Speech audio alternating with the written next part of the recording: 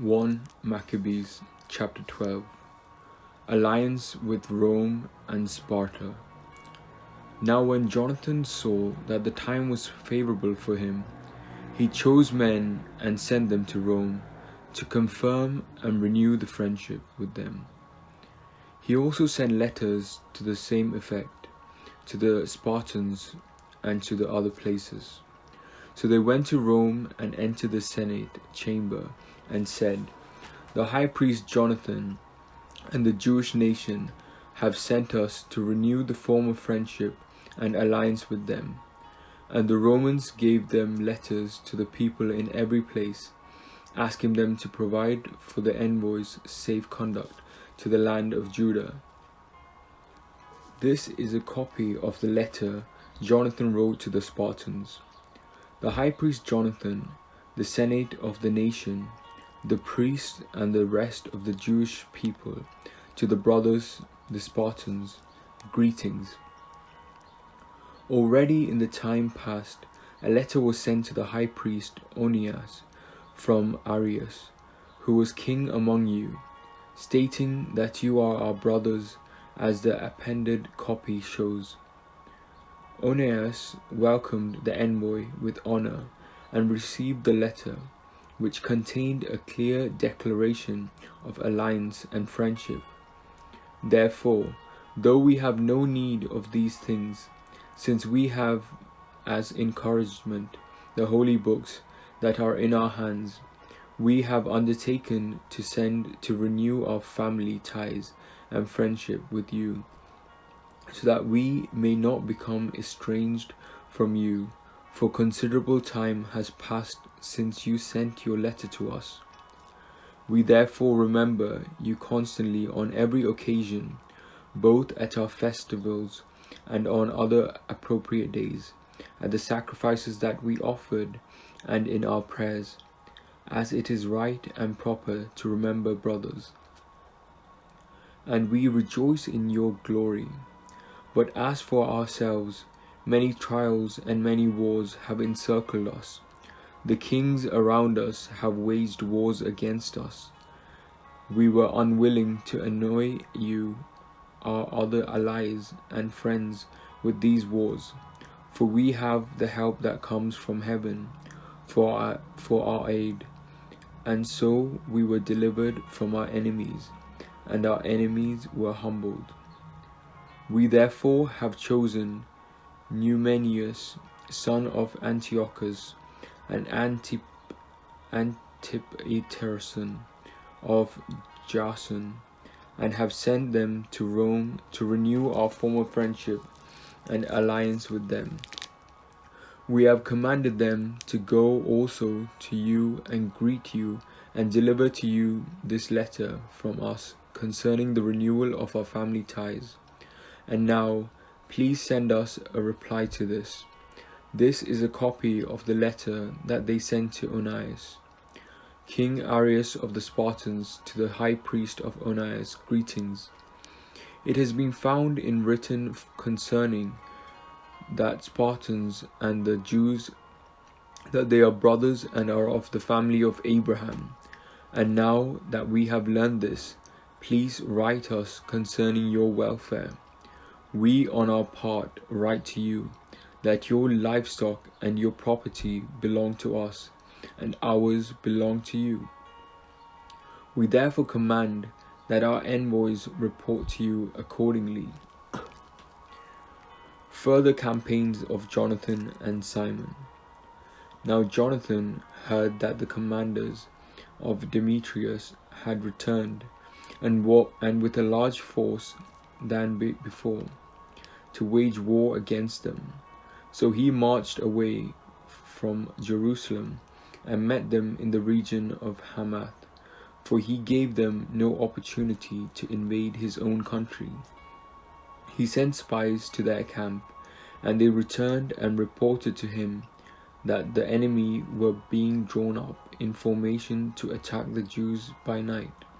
So when the sun had set, Jonathan commanded his troops to be alert and to keep their arms at hand, so as to be ready all night for battle. He stationed outposts around the camp.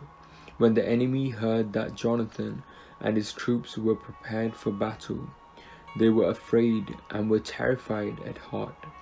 So they kindled fires in the camp and withdrew.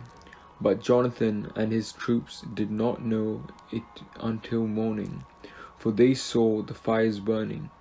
Then Jonathan pursued them, but he did not overtake them, for they had crossed the Eleutherus river. So Jonathan turned aside against the Arabs, who are called Zabadians, and he crushed them and plundered them. Then he broke camp and went to Damascus, and marched through all the region.